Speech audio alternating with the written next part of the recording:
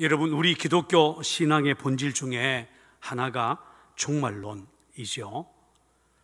세상의 종말과 우리 주님의 재림에 대한 가르침은 성경 전체에 흐르는 매우 중요한 핵심 메시지 중에 하나입니다. 성경이 말하는 세상의 마지막은 많은 사람들이 상상하는 것처럼 그런 파괴적인 이미지만을 가지고 있는 것은 아닙니다. 어떤 사람에게는 세상의 마지막이 비극일 수 있겠지만, 반면에 어떤 사람에게는 그 마지막이 놀라운 은혜요, 희망일 수도 있습니다. 중요한 것은 우리가 세상의 마지막에 대해서 잘 알고 그 마지막 때를 얼마나 바르게 준비하고 있느냐라고 하는 것입니다.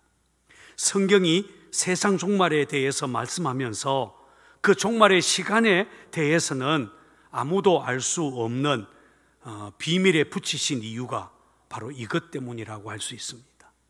세상 끝 종말이 비극이 아니라 희망이 되기 위해서는 그 종말을 잘 준비해야 된다라는 말씀입니다. 여러분은 다가오는 종말을 잘 준비하고 있습니까? 오늘 우리가 읽은 본문은 다니엘 선지자가 받은 종말에 대한 계시의 결론 부분이라고 할 수 있습니다. 하나님은 주전 537년경에 다니엘에게 세상 종말의 징조들과 또 그 마지막 때에 우리 인생이 어떻게 나누어질 것인가에 대해서 말씀해 주셨습니다. 우리는 오늘 본문에서 가장 먼저 하나님께서 다니엘에게 들려주신 마지막 때는 두 가지 징조가 있을 것이다, 또 두 가지 인생의 운명이 달라질 것이다 라고 하는 말씀을 주목할 필요가 있습니다. 종말의 징조 그 하나는 교통의 발달과 그에 따른 지식의 증가이고, 다른 하나는 세계적인 환란입니다. 자, 본문 4절 말씀을 찾아서 같이 읽어보겠습니다. 4절입니다. 시작. 다니엘아, 마지막 때까지 이 말을 간수하고 이 글을 봉함하라. 많은 사람이 빨리 왕래하며 지식이 더하리라. 여기에 보면 종말의 첫 번째 징조가 사람들이 빨리 왕래하며 지식이 더하여지는 것이라고 말합니다. 한마디로 커뮤니케이션의 발달과 지식의 증가라고 할 수 있습니다. 사실 우리가 살고 있는 이 시대는 바로 정보화의 시대요, 지식화의 시대라고 할 수 있지 않습니까? 우리는 컴퓨터 마우스 한 번 클릭으로 전 세계 사람들과 교제하고 지식을 유통하는 그런 시대에 살아가고 있습니다. 더군다나 교통이 발달하면서 사람들의 왕래가 빨라지고 있죠. 생각해 보십시오. 지금부터 약 2600년 전에는 한 마을에서 다른 마을로 가는 교통조차 자유롭지 못하던 때였습니다. 그때의 자동차, 비행기, 고속철도를 통해서 전 세계 사람들이 하루 만에 서로 만날 수 있고, 인터넷이나 스마트폰을 통해서 마치 한 마을 사람처럼 지식을 공유하는 시대가 올 것이라는 것을 상상이나 할 수 있었겠습니까? 어떤 주석가는 본문에서 이 말을 간수하고 이 글을 봉함하라 라고 하는 이유가, 종말의 때가 되기 전에는 이 예언의 말씀을 공개한다 하더라도 어차피 사람들이 이해하지 못할 것이기 때문이었다라고 해석하기도 했습니다. 또 다른 하나의 말세의 징조, 종말의 징조는 세계적인 환란입니다. 본문 1절에 보면 그때에 또 환란이 있으리니 이는 개국 이래로 그때까지 없던 환란일 것이며 라는 말씀이 나옵니다. 마지막 때는 환란의 때가 될 것이라는 말이죠. 과학 문명이 고도로 발달하고 인간의 자유와 인권을 그렇게 강조하고 있지만 역사의 미래가 그렇게 낙관적이지 않는 이유는 악한 마귀가 세상의 통치자들과 권력자들을 이용해서 하나님의 백성들을 박해할 것이기 때문입니다. 지금도 세계 도처에서는 믿는 자들을 향한 박해가 계속 일어나고 있습니다. 예수님께서도 마태복음 에서 세상 마지막 때에 대해 말씀하실 때 그때에는 큰 환난이 있겠습니다. 창세로부터 지금까지 이런 환난이 없었고 후에도 없으리라 라고 하셨습니다. 혹시 이런 말씀을 들으면서 우리 중에 어떤 사람은 아니, 사랑의 하나님이 어떻게 하나님의 백성들을 세상 사람들과 똑같이 환난과 어려움에 그냥 내버려 두십니까? 적어도 하나님의 백성들은 환난 가운데서 지켜주셔야 하지 않습니까? 이렇게 묻는 성도가 있을 수 있습니다. 그런 분들은 1절의 말씀을 다시 읽어보기를 바랍니다. 하나님은 이렇게 말씀하십니다. 그때에 내 민족을 호위하는 큰 군주 미가엘이 일어날 것이요. 무슨 말이죠? 마지막 환난 때에 하나님은 하나님의 백성들을 호위하는 큰 군주 미가엘을 보내주실 것이다 라고 약속하고 있습니다. 미가엘은 하나님의 군대를 거느리는 천사장입니다. 그리고 이어서 그때에 책에 기록된 모든 자가 구원을 받을 것이라 라고 하셨습니다. 그렇습니다. 하나님은 어떤 경우에도 어떤 환난이나 시험 중에도 그 이름이 생명책에 기록된 모든 자들, 곧 구원받은 하나님의 백성들이 결코 구원을 잃어버리지 않도록 천사장 미가엘을 통해 지켜주시겠다, 이렇게 약속하고 있습니다. 자, 오늘 본문 말씀은 종말 때의 징조만이 아니라 그때에는 우리 인생도 두 가지 서로 다른 운명으로 나뉘어지게 될 것이다 라고 말씀을 하고 있습니다. 자, 본문 2절 말씀도 한번 찾아서 같이 읽어보겠습니다. 2절입니다. 시작. 땅의 티끌 가운데에서 사는 자 중에 많은 사람들이 깨어나 영생을 받는 자도 있겠고 수치를 당하여서 영원히 부끄러움을 당할 자도 있을 것이며, 여기에 보면 깨어나 영생을 받는 자도 있겠고 수치를 당하여 영원히 부끄러움을 당할 자도 있을 것이다 라고 말씀합니다. 한번 따라해 볼까요? 영생을 받을 자, 영원히 부끄러움을 당할 자.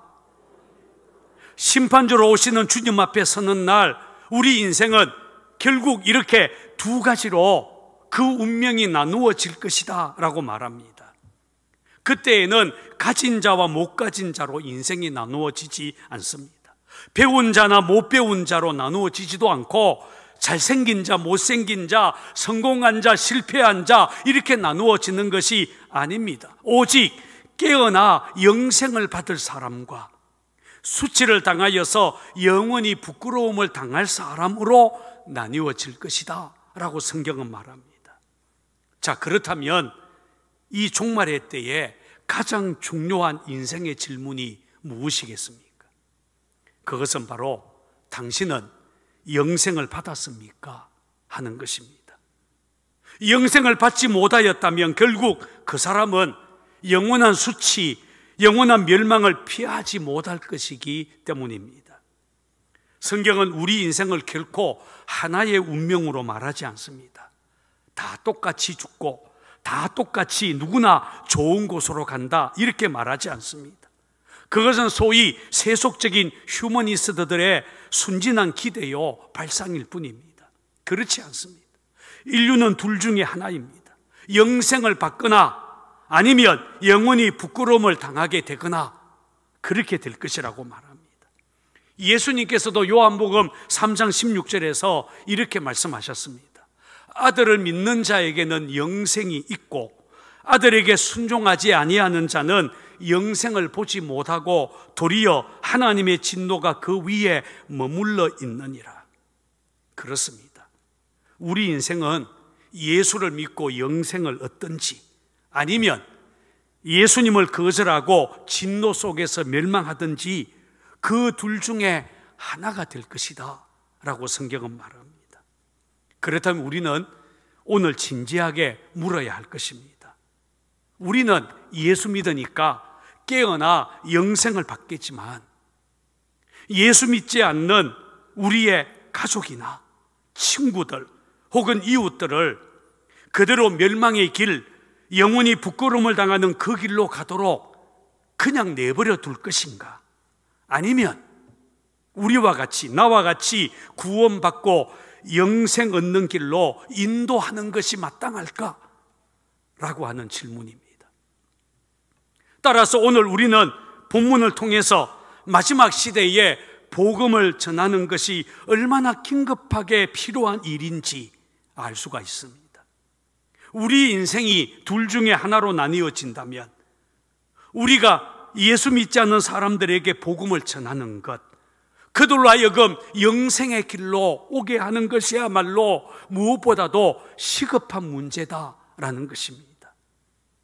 사도 바울은 고린도전서 1장 21절에서 하나님의 지혜에 있어서는 이 세상이 자기 지혜로 하나님을 알지 못하므로 하나님께서 전도에 미련한 것으로 믿는 자들을 구원하시기를 기뻐하셨도다 라고 말씀했습니다. 이 세상이 자기 지혜로는 하나님을 알 수 없다라는 말은 지금 불신자들, 예수 믿지 않는 사람들이 스스로 알아서 자기 힘으로 구원받을 수 없다라는 말입니다. 그래서 하나님은 전도라는 방법으로, 비록 그것이 세상 사람들의 눈에는 미련하게 보이는 것이지만 그럼에도 불구하고 그 전도라는 방법으로 지금도 하나님은 사람들을 구원하고 있다, 그렇게 구원하기를 기뻐하신다라고 말합니다. 여러분, 사람들이 하나님을 알게 되는 방법, 사람들이 죄에서 구원받을 수 있는 길이 전도 말고 혹시 다른 방법이 있을까요? 없습니다. 우리가 전도를 포기해서는 안 되는 이유가 바로 이것입니다. 그래서 부활하신 예수님은 지상 사역을 다 마치고 승천하시기 전에 제자들에게 여러 차례에 걸쳐서 강조하고 또 강조하신 것이 바로 가서 전하라 라고 하는 명령이었습니다. 마태복음 마지막 부분에 보면 주님은 제자들에게 너희는 가서 모든 민족으로 제자를 삼아 아버지와 아들과 성령의 이름으로 세례를 베풀고 라고 말씀하셨습니다. 마가복음 끝에는 너희는 온 천하에 다니면서 복음을 전파하라 라고 하셨고, 누가복음에서도 이같이 그리스도가 고난을 받고 제3일에 죽은 자 가운데서 살아날 것과 또 그의 이름으로 죄의 사함을 받게 하는 회개가 예루살렘으로부터 시작하여 모든 족속에게 전파될 것이 기록되었으니 너희는 이 모든 일의 증인이라 라고 하셨습니다. 또 요한복음은 아버지께서 나를 보내신 것 같이 나도 너희를 보내노라 라고 하셨고, 사도행전은 오직 성령이 너희에게 임하시면 너희가 권능을 받고 땅끝까지 이르러 내 증인이 되리라, 이 말씀으로부터 시작이 됩니다. 무슨 말입니까? 복음을 전하여서 사람들을 구원하는 것이야말로 주님께서 제자들에게, 그리고 오늘 저와 여러분들에게 맡겨주신 가장 큰 사명이요 대명령이다라는 것입니다. 학자들은 이것을 지상 대명령, The Great Commitment라고 말합니다. 우리는 이 지상 명령이 목사들이나 선교사들에게만 주어진 것이 아니라는 것을 알아야 합니다. 또 이 지상 명령은 주님께서 한번 해보지 않겠느냐라고 권유하는 것이나 대제안, The Great Suggestion, 이건 제안이 아니라는 것도 알아야 합니다. 주님은 복음을 전하라고 명령하셨습니다. 그렇기 때문에 전도는 우리가 선택하는 것이 아니라 구원받은 하나님의 백성이라면 반드시 해야 하는 사명이다라는 것입니다. 여러분, 우리 하나님은 모든 사람이 다 구원받기를 원하십니다. 베드로 사도는 로마 제국 여러 곳에 흩어져 있었던 그리스도인들에게 보내는 두 번째 편지에서 예수님의 재림이 늦어지는 이유에 대해 이렇게 설명했습니다. 사랑하는 여러분, 이 한 가지만은 잊지 마십시오. 주님께는 하루가 천년 같고 천년이 하루 같습니다. 어떤 이들이 생각하는 것 같이 주님께서는 약속을 더디 지키시는 것이 아닙니다. 도리어 여러분을 위하여 오래 참으시는 것입니다. 하나님께서는 아무도 멸망하지 않고 모두 회개하는 데에 이르기를 바라십니다. 주님께서 드디어 오시는 이유가 세상 사람들이 아무도 멸망하지 않고 다 회개하기를 원하시기 때문이다 라고 말씀하고 있습니다. 단 한 명이라도 더 구원받도록 우리 주님은 참고 또 참고 있는 것입니다. 그러니 우리가 어떻게 복음을 전하는 전도를 멈출 수 있겠습니까? 우리가 이 코로나 시대에도 불구하고 1101 전도 축제를 열고 사람들을 그리스도에게로 인도하려고 하는 이유가 바로 이것 때문입니다. 한 영혼이라도 더 구원하는 것이 하나님의 소원이라는 것입니다. 이런 하나님의 마음이 잘 나타나 있는 대표적인 이야기가 예수님이 들려주신 이런 양 비유입니다. 주님은 이렇게 말씀하셨습니다. 너희 가운데서 어떤 사람이 이 양 100마리를 가지고 있는데 그 가운데서 한 마리를 잃으면 99마리를 덜에 두고 그 잃은 양을 찾을 때까지 찾아다니지 않겠느냐? 찾으면 기뻐하며 자기 어깨에 메고 집으로 돌아와서 벗가 이웃 사람을 불러 모으고 나와 함께 기뻐해 주십시오. 잃었던 내 양을 찾았습니다 하고 말할 것이다. 내가 너희에게 말한다. 이와 같이 하늘에서는 회개할 필요가 없는 의인 99보다 회개하는 죄인 한 사람을 두고 더 기뻐할 것이다. 여기서 우리가 주목할 말씀이 그 잃은 양을 찾을 때까지 찾아다니지 않겠느냐라고 하는 말씀입니다. 무슨 뜻입니까? 목자가 잃은 양을 찾으러 나가봤지요. 한번 둘러봤더니 안 보여요? 보이지 않네? 귀찮아 죽겠네. 힘드는데 그만두자. 양 99마리나 있잖아. 한 마리쯤이야. 이렇게 하고 그냥 돌아올 셈일까요? 그게 아니라는 말입니다.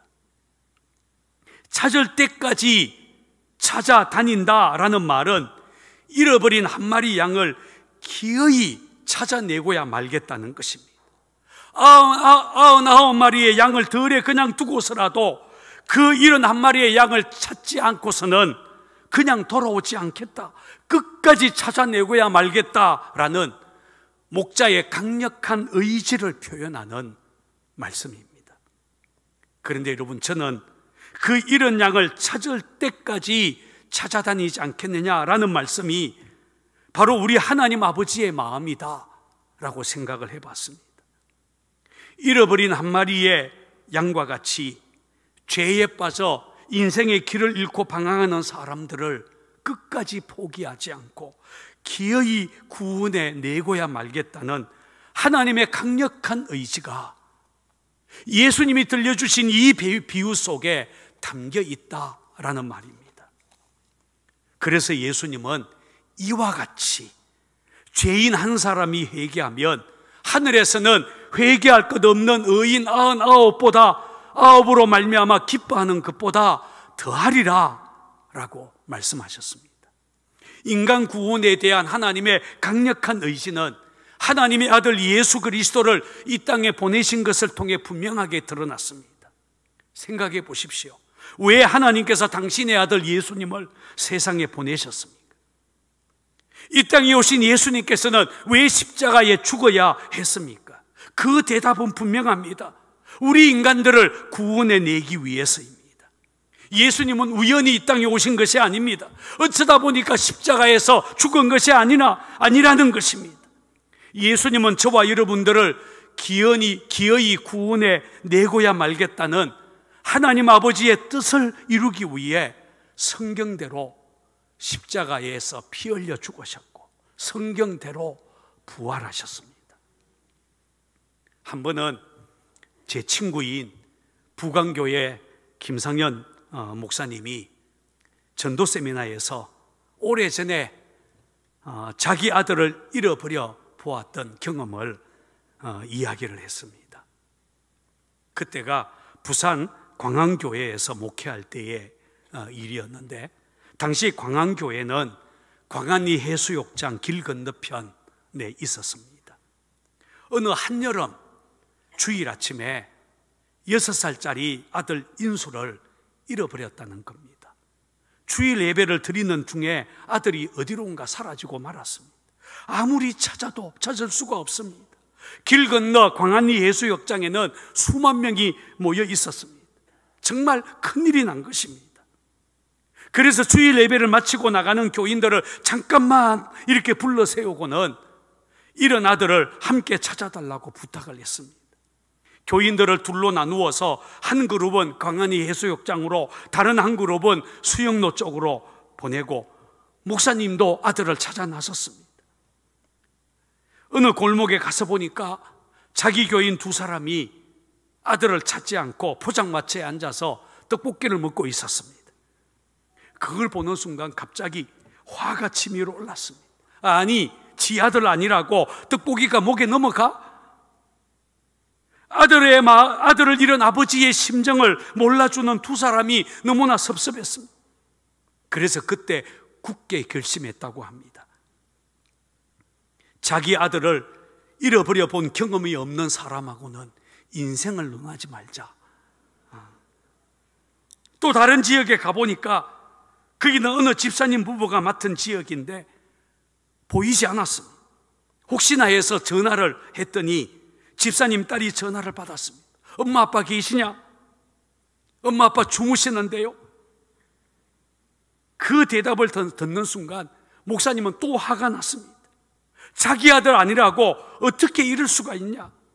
아들을 잃은 자신의 마음에 공감하지 못하는 그들이 너무나 미웠다고 합니다. 그렇게 하루 온종일 찾았지만 아들을 찾을 수가 없었습니다. 그러다가 저녁 예배 시간이 되었습니다. 점심도 굶고 저녁도 굶고 그래도 예배를 드리고 있었는데 예배 시간 내내 마음은 잃어버린 아들을 찾아다녔다는 것입니다. 예배를 다 마치고 났을 때 사모님이 문을 열고 들어오면서 드디어 아들 인수를 찾았다고, 지금 저 반여동 어느 집사님 집에 있다고 말을 했습니다. 어떻게 된 상황인지 물어봤더니 아들이 일부 예배 드리고 집에 가는 자기 친구 엄마인 그 집사님에게 집사님, 오늘 집사님 집에 놀러 갈게요 이렇게 말을 하자 귀찮게 여겼던 집사님이 예, 나중에 와 이렇게 매몰차게 말하고는 혼자서 그냥 집으로 갔습니다. 그런데 6살짜리 아이는 나중에 와 라는 말을 진짜로 알아들었습니다. 그래서 나중에 혼자 걸어서 반여동까지 갔다는 겁니다. 여러분, 광안리에서 반여동까지는 부산을 아시는 분은 알겠지만 굉장히 먼 거리입니다. 그 아이가 걸어서 반여동에 갔는데 도착해 보니까 저녁 때가 되었습니다. 놀란 집사님이 그 아이에게 물을 마시게 하고 그리고 침대에 눕혀 재우고 난 다음에 교회에 전화를 했습니다. 마침 사무실에 있었던 사모님이 전화를 받은 것입니다. 어쨌든 아들을 찾았습니다.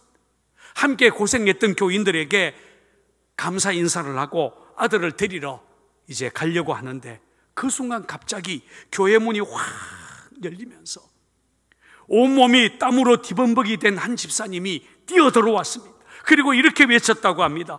목사님, 목사님, 못 찾았어요. 아들을 못 찾았다는 것입니다. 그런데 잃어버린 아들을 찾지는 못했지만 온몸이 땀으로 젖은 그 집사님을 보는 순간에 가슴이 뭉클해졌습니다. 얼마나 고마운지 그 집사님을 꼭 안아주었다고 합니다. 생각해 보십시오.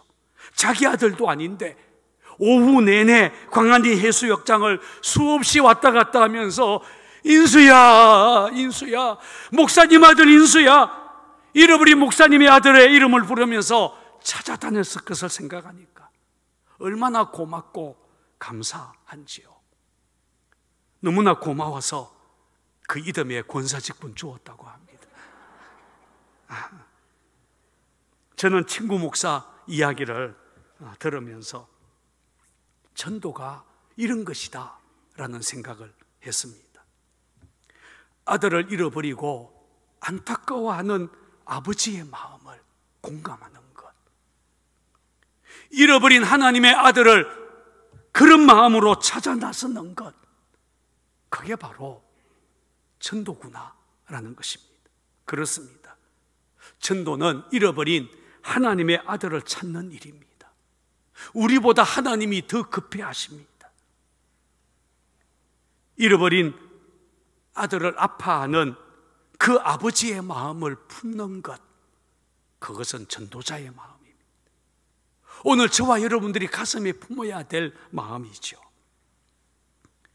마지막으로 우리는 이렇게 사람들을 옳은 대로 돌아오게 하는 자를 하나님께서는 하늘의 별과 같이 영원토록 빛나게 하신다는 것을 오늘 본문을 통해 알 수가 있습니다. 자, 본문 3절을 찾아서 같이 읽겠습니다. 3절입니다. 같이 읽습니다. 시작. 지혜 있는 자는 궁창의 빛과 같이 빛날 것이요, 많은 사람을 옳은 대로 돌아오게 한 자는 별과 같이 영원토록 빛나리라. 여기 별이라는 단어가 등장합니다. 영어로 별을 스타라고 말하지 않습니까? 옛날 유머 중에 스타는 둘 중에 하나였습니다. 스스로 타락한 사람이거나 아니면 스스로 타의 모범이 되는 사람이었죠.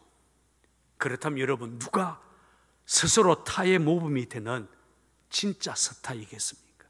누가 영원토록 빛나는 하늘의 별과 같은 존재가 되겠습니까? 바로 많은 사람을 옳은 대로 돌아오게 하는 사람, 다시 말해서 많은 사람을 하나님께로 돌아오게 하는 바로 전도자, 전도하는 사람들이라고 성경은 말합니다. 여러분, 하나님께서 세상 마지막 때에 우리 인류로 하여금 큰 환난을 지나가게 하는 이유가 무엇이겠습니까? 제 생각에는 마지막 날 큰 환난을 지나가게 하면서 그 환난 속에서 그동안 우리 인간들이 붙들고 있었던 것이 얼마나 헛되고 헛된 것인지를 보여주려고 하는 하나님의 뜻이 아닐까라는 생각을 해봤습니다. 그래서 그 헛된 환상, 헛된 것을 포기하고 생명의 주인이신 하나님께로 돌이키고자 하는 것입니다. 여러분, 정시가 폭락하면 정시의 폭락이 우리에게 주는 교훈이 바로 이런 것이 아니겠습니까? 하루아침에 정시가 폭락하면 그렇게 믿고 있었던 화폐 가치가 헛된 숫자 노름에 불과하다는 것을 비로소 깨닫게 되지 않습니까? 마찬가지로 하나님은 세상 마지막 날에 일어날 큰 환난을 통해서 사람들이 그렇게 목매고 있는 세상 물질, 사람들이 그렇게 추구하는 육체의 어떤 모양, 세상 지식, 그런 것들이 실제로는 하찮은 것, 헛된 것에 불과하다는 것을 깨닫게 하고자 하는 것입니다. 그렇다면 분명합니다. 우리가 이 땅에서 특히 이 마지막 시대에 힘써 해야 할 일이 무엇이겠습니까? 다른 것이 아니라 많은 사람들을 옳은 대로 돌이키도록 하는 것, 예수님 믿고 영원한 생명을 얻도록 사람들에게 전도하는 일이 아니겠습니까? 여러분, 다음 주일은 우리 교회가 전도 축제하는 주일입니다. 우리 가족들, 친구들, 이웃들을 교회로 초청해서 복음을 듣도록, 그래서 생명의 길로 돌이키도록 도와주는 날입니다. 코로나 시대이기 때문에 교회로 모시고 오기가 쉽지 않을 것입니다. 교회로 모시고 오기가 어렵다면 이렇게 한번 해보십시오. 우리 교우들, 전도하려고 하는 사람들은 1부 예배에 먼저 참석하고 2부, 3부 예배가 전도 축제니까 전도 대상자들을 자기 집으로 초대하든지 아니면 전도 대상자 집으로 가서 유튜브를 TV에 좀 연결하고, 그리고 TV를 통해 또 유튜브를 통해 핸드폰을 통해 전도 축제에 참여할 수 있을 것입니다. 저는 우리 상곡교회 성도들이 이 마지막 시대에 사람들을 옳은 대로 하나님에게로 돌이키는 일에 헌신하다가 전도하다가 영원토록 빛나는 하늘의 별과 같은 축복된 사람이 되기를 바랍니다. 여러분들이 이 일에 함께 동참해 주시기를 바랍니다.